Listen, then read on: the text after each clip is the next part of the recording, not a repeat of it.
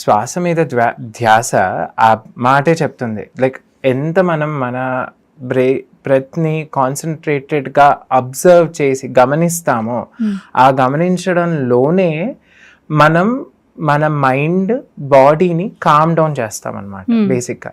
So ఎంత స్లోగా మనం శ్వాస తీసుకుంటే అంత ఎక్కువ మన లంగ్ కెపాసిటీ పెరుగుతుంది. కోవిడ్ టైంలో ఆల్మోస్ట్ ఒక 60-70 మెంబర్స్కి మేము ఇది ఆన్లైన్లో చెప్పామన్నమాట ప్రాణాయామం.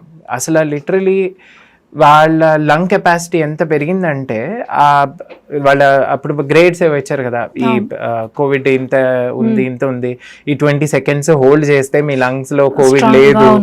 సో అలాగా, సో ఆ లెవెల్ తీసుకురావడానికి ఒక కోవిడ్ పేషెంట్స్ కి చాలా మందికి చేశాను అనమాట.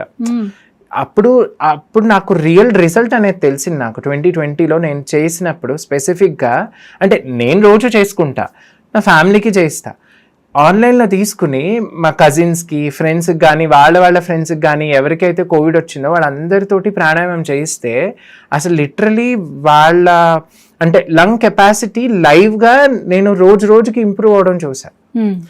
అంత అంటే ఐ మీన్ మన ప్రాణాయామం, I mean the techniques what ever we use, ఈ బ్రెత్ వర్క్ అవనివ్వండి, ప్రాణాయామం అవనివ్వండి, అవి మన లంగ్ కెపాసిటీని పెంచుతూ మన ఏమంటారు మన నర్వస్ సిస్టమ్ని కామ్ డౌన్ చేయడం కానీ, body levels, I mean any vitals control చేయడం కానీ, ఇప్పుడు షుగర్ కంట్రోల్ అవనివ్వండి, బ్లడ్ ప్రెషర్ కంట్రోల్ అవనివ్వండి, ఏదైనా సరే బాడీ వైటల్స్ ఇవన్నీ కూడా మనకి కంట్రోల్లోకి వస్తాయి బ్రెత్ వర్క్.